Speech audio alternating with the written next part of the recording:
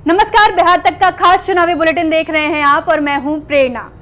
बिहार के दो राजनीतिक मोर्चों के बीच अब एक नया मोर्चा खड़ा हो गया है। मोर्चे का नाम है प्रोग्रेसिव डेमोक्रेटिक अलायंस यानी PDA। अब इस मोर्चे की कमान किसके हाथों में है और कितनी पार्टियां इस मोर्चे में शामिल है, यह सब कुछ आपको बताएंगे। साथ ही बताएंगे कि आखिर NDA खेमे और महागठबंधन खेमे में आज दिन भर क्या कुछ घटा। इसके अलावा खबरें होंगी बिहार विधानसभा चुनाव से जुड़ी हुई और अंत में होगी हमारी चुनाव चिरैया। तो बुलेटिन की शुरुआत बिहार में बने नए गठबंधन की खबर से करेंगे। बिहार में चुनाव से पहले नए समीकरण बनने और बिगड़ने का सिलसिला जारी है। जन अधिकार पार्टी के पप्पू यादव, आजाद समाज पार्टी के चंद्रशेखर आजाद और social democratic party of India ने मिलकर बिहार में नए गठबंधन की नींव रखी है। इस नए गठबंधन की आधिकारिक घोषणा करते वक्त पप्पू यादव और चंद्रशेखर आजाद एक साथ मंच पर दिखाई दिए। पप्पू यादव ने इस दौरान जहां नीतीश कुमार और लालू प्रसाद यादव के शासनकाल पर सवाल उठाया, वहीं उपेंद्र कुशवाहा, चिराग पासवान और कांग्रेस को भी इस नए गठबंधन में शामिल होने का न्योता दे दिया। हालांकि उपेंद्र कुशवाहा, चिराग पासवान या कांग्रेस इस नए गठबंधन में अपनी दिलचस्पी दिखाएगी, इसकी गुंजाइश कम ही नजर आती है। बिहार में बहार है लेकिन NDA में रार है, क्योंकि चिराग पासवान अब अलग होने को तैयार हैं। असल में नीतीश कुमार के नेतृत्व वाले NDA में अब तक सीट शेयरिंग को लेकर एक राय नहीं बनी है। ऐसे में LJP प्रमुख चिराग पासवान ने प्रधानमंत्री नरेंद्र मोदी और अमित शाह को पत्र लिखा है। पत्र लिखकर चिराग ने JDU और नीतीश कुमार पर सवाल उठाया है। चिराग का कहना है कि बिहार में एंटी इनकम्बेंसी का माहौल है, ऐसे में NDA को इस चुनाव में नुकसान झेलना पड़ सकता है। चिराग का दावा है कि अगर उन्हें 42 सीट इस गठबंधन में नहीं मिलती है तो वह अगले 2 दिनों में अपनी राह अलग कर लेंगे।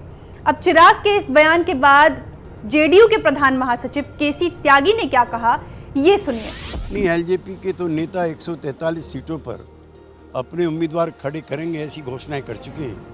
जनता दल यू और BJP 243 सीटों की तैयारी कर। लालू के लाल तेजस्वी यादव को टक्कर देने के लिए BJP ने अपने तेजस्वी सूर्या को बिहार के चुनावी मैदान में उतार दिया है। तेजस्वी सूर्या BJP के कर्नाटक से सांसद हैं। हाल ही में पार्टी ने उन्हें भाजपा युवा मोर्चा का अध्यक्ष बनाया था। अध्यक्ष का पद संभालते ही तेजस्वी सूर्या सबसे पहले बिहार पहुंचे। इस दौरान महाराष्ट्र के पूर्व मुख्यमंत्री और बिहार चुनाव के प्रभारी देवेंद्र फडणवीस भी मौजूद थे।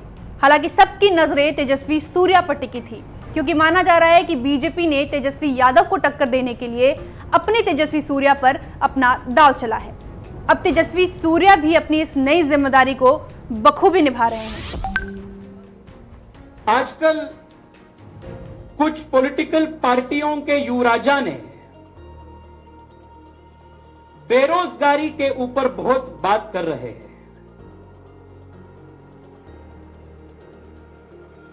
एक युवा के लिए नौकरी का, रोजगार का जो महत्व होता है उसे मैं अच्छी तरह जानता हूं। नौकरी मिलने पर खुशी का भाव, पहली सैलरी मिलने और उससे अपनी मां या बहन के लिए पहली बार साड़ी खरीदने पर संतोष क्या भाव होता है, मैंने भी हर सामान्य परिवार के युवा की तरह महसूस किया।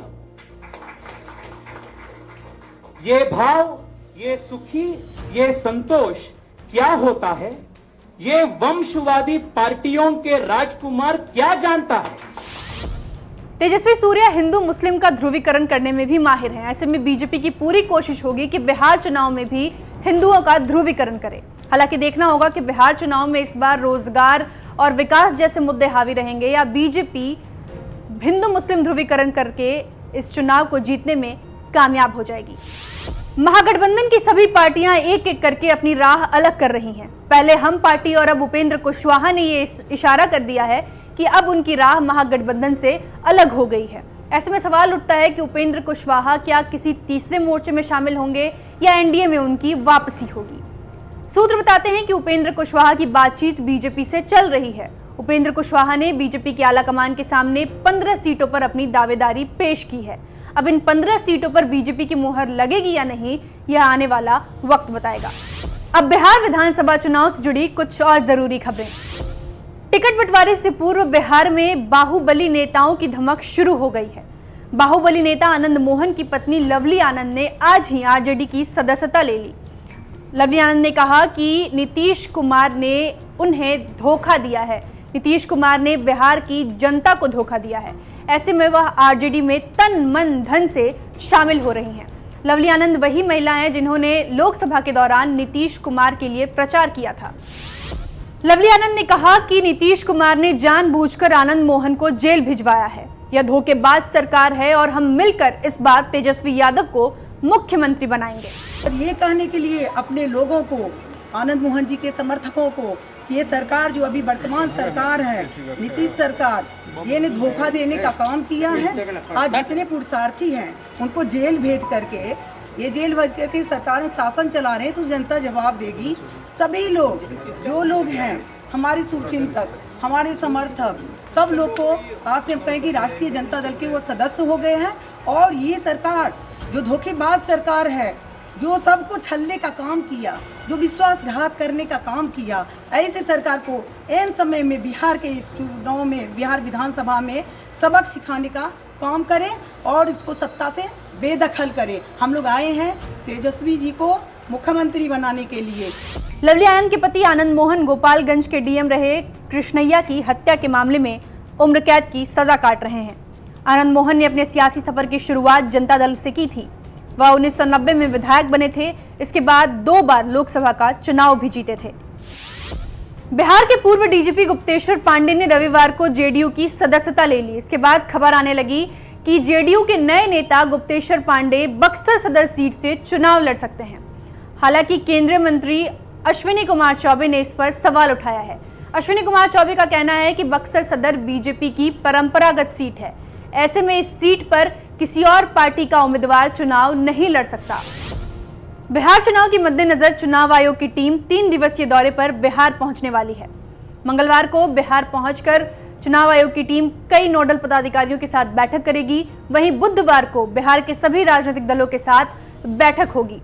बता दें कि 28 अक्टूबर को बिहार में पहले चरण का चुनाव होना है। इसके पहले 1 अक्टूबर को नोटिफिकेशन जारी की जाएगी। अब बिहार विधानसभा चुनाव से जुड़ी खबरों पर लगाते हैं यही विराम और चलते हैं अपनी चुनाव चिरैया के पास। बेरोजगारी के मुद्दे पर सरकार को घेरते हुए तेजस्वी यादव ने अपने ट्विटर हैंडल पर एक कार्टून शेयर किया है। कार्टून में नीतीश कुमार और बिहार के युवाओं को दर्शाया गया है।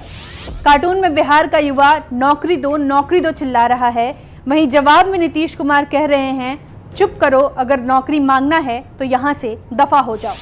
अब जेडीयू ने तेजस्वी के इसी ट्वीट को कोट करते हुए लिखा, तेजस्वी यादव जरा इस बात का भी हिसाब बताइए कि आपके पिताजी के 15 साल के शासन को बिहार के इतिहास का काला अध्याय क्यों बोलते हैं, क्यों उसे जंगल राज के नाम से जाना जाता है। बताइए उस राज में कितनी हत्याएं और किडनैपिंग हुई। बिहार में पलायन आपकी पार्टी के शासन में ही क्यों हुआ। रोजगार के लिए आपका विजन क्या है। क्या आपको पता है कि पर्यटन से भी रोजगार आता है।